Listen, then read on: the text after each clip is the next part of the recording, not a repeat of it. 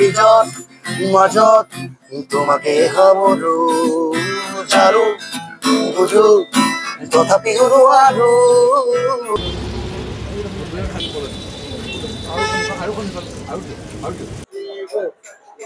জুবিনদাৰ সপোনৰ চিনেমা ৰৈ ৰৈ বিনালে আৰু এই চলচ্চিত্ৰখন ৩১ অক্টোবৰ দিনাখন সকলো ছবিগৃহলৈ মুক্তি পাব আৰু এই ৰৈ ৰৈ বিনালেৰ বাবে আপোনাৰ কিন্তু বেনাৰিং পোষ্টাৰিং দৰকাৰ নাই কিন্তু তাৰ পাছতো শিৱসাগৰত একাংশ জুবিন অনুৰাগী আৰু জুবিন ফেন ক্লাবে ৰৈ ৰৈ বিনালে আপোনাৰ পোষ্টাৰিং কৰি থকা দেখা পোৱা গৈছে যোৱা কেইবাদিনৰ পৰা আপোনাৰ ৰৈ ৰৈ বিনালে পোষ্টাৰিং তেওঁলোকে কৰি আছে আৰু এটা কথা ক'ব লাগিব তেওঁ মিছন চাইনা হওক কাঞ্চনজংঘা হওক সেই চিনেমাখিনিও তেওঁলোকে পোষ্টাৰিং কৰি আছিলে আমাৰ লগত ইয়াৰ আকৰাম আছে আৰু আকৰামৰ পৰা আমি জানিব চেষ্টা কৰোঁ আকৰাম কিয় পোষ্টাৰিং বেনাৰিং পোষ্টাৰিং কৰি থকা দেখা পোৱা গৈছে আচলতে আমি হয় কৰি আছো ছবিখনৰ কাৰণে যদিও পোষ্টাৰিঙৰ বিশেষ প্ৰয়োজন নাছিল ছবিখন চবেই গমেই পায় কিন্তু জুবিন গাৰ্গে সদায় ছবি এখনৰ কাৰণে পোষ্টাৰৰ কিমান ইম্পৰ্টেঞ্চ সেই বস্তুটো আমাক মিছন চাইনাৰ সময়তে নিজৰ চিনেমাত নিজে পোষ্টাৰিং কৰি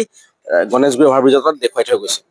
আমি যিহেতু তেখেতক ভাল পাওঁ মানে তেখেতক কেতিয়া ভাল পাম তেখেতৰ কামবিলাক তেখেতৰ আদৰ্শবিলাক আমি ল'ব লাগিব আৰু আমি কিছুমান কনচেপ্ট লৈ কাম কৰিছোঁ দাদাৰ কিছুমান কনচেপ্ট থাকে কামত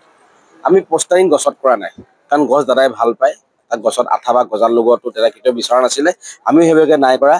দ্বিতীয় কথা আমি এই পোষ্টাৰিঙৰ জৰিয়তে ৰাইজক এটা বস্তু সজাগ কৰিব বিচাৰিছোঁ ছবিখন সকলোৱে চাওক অসমত বসবাস কৰা জাতি বৰ্ণ ধৰ্ম প্ৰত্যেক ব্যক্তিয়ে চাওক যে অসমীয়াই চাব লাগিব এইটো নহয়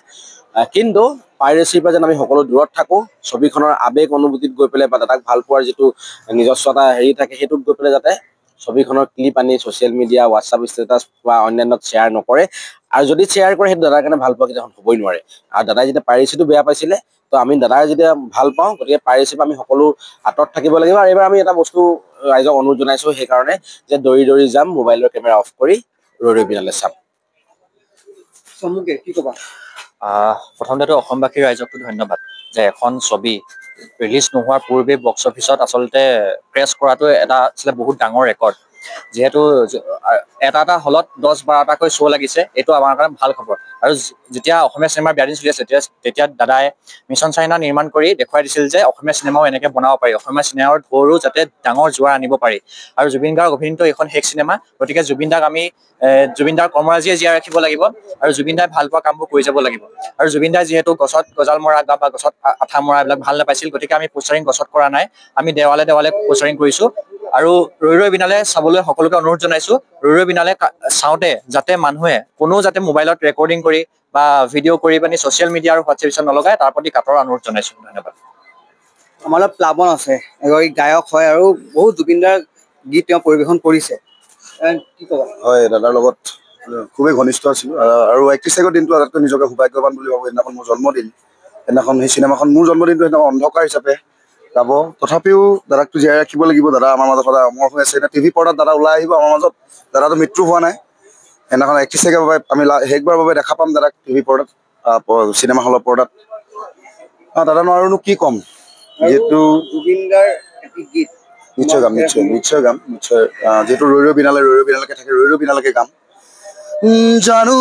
বুজো তথাপিও নোৱাৰো নিজৰ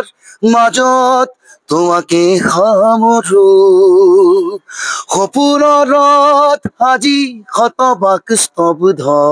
জীৱনৰ পথ আজি মলিন বিবৰ্ণ জীৱনৰ যাত্ৰা তোমাতে বিলীন ৰৈ ৰৈ বিনালে নিশায়ে বিনালে ৰাতিপুৱা বোলে কিমান পহৰ লাভ ইউ জুবিন দা জয় জুবিন দা হয় এইসকল আপোনাৰ জুবিন অনুৰাগী হওক জুবিন ফেন ক্লাবৰ যিসকল সদস্য আছে তেওঁলোক ওলাই আহি পেলাই আপোনাৰ অলিয়ে গলিয়ে আপোনাৰ বেনাৰিং পোষ্টাৰিং কৰা দেখা পোৱা গৈছে কিন্তু এটা কথা ক'ব লাগিব এই যিহেতু ধুমুহাৰ সৃষ্টি হৈছে বুলি ক'ব লাগিব বহু বলিউডৰ চিনেমাক আপোনাৰ পিছ পেলালে আপোনাৰ এই যি আপোনাৰ ৰৈ ৰৈ বিনালে আৰু আমাৰ লগত নীলম দা আছে নীলম দা কি ক'ব মই বিশেষ একো নকওঁ আমি জুবিন অনুৰাগীয়ে চিনেমালৈ ৰৈ আছোঁ চিনেমা চাম আৰু শিৱসাগৰৰ জুবিন অনুৰাগী হাজাৰটাই আজি চাইন কৰিছোঁ অকল নামটো ব্লেংক কৰি ৰাখিছোঁ যোন ইউটিউবাৰ হওক যোন ব্লগাৰ হওক যোনে চিনেমাখন আপডেট দিব সাৱধান এৰেষ্ট কৰাহে এৰিম একদম সাৱধান কৰি দিছোঁ চিনেমা অনুৰাগীয়ে চাব স্ক্ৰীনত চাব, আপোনালোকৰ ইউটিউবৰ চেনেলত কোনো নাচায়, একদম সাৱধান। আৰু মানুহ চাইন কৰিবলৈ আহি আছে, আমি চাইন কৰি ৰাখিছোঁ, মনত ৰাখিব, নামটোহে ব্লেংক কৰি ৰাখিছোঁ, নাম ভৰাম আৰু এজেহাৰ ৰেডি কৰি এজেহাৰ দিম। জয় জুবিন দা। হয়, জুবিন অনুৰাগীসকলে এটা কথা স্পষ্ট কৰি দিছে যে যিহেতু পাইৰেচি কৰিবলৈ স্পষ্টভাৱে মনা কৰি দিছে, আৰু পাইৰেচি কৰিলে যিসকলে পাইৰেচি কৰিব তেওঁলোকে বিৰুদ্ধে এজাহাৰ দাখিল কৰিব বুলি তেওঁলোকে স্পষ্ট কৰিছে। এই মুহূৰ্তত আৰু এটা কথা ক'ব লাগিব যে যিহেতু ধুমুহাৰ সৃষ্টি কৰিছে আপোনাৰ অকল অসমতে নহয়, দেশৰ বিভিন্ন প্ৰান্তত ধুমুহাৰ সৃষ্টি কৰিছে, আৰু জুবিনদাৰ শেষ চিনেমাৰ বাবে আপোনাৰ এই ধুমুহা দেখা পোৱা গৈছে। বলিউডৰ বহু চলচ্চিত্ৰক পিছ পেলাবলৈ গৈ আছে আপোনাৰ এই ৰৈ ৰৈ বিনালে, আৰু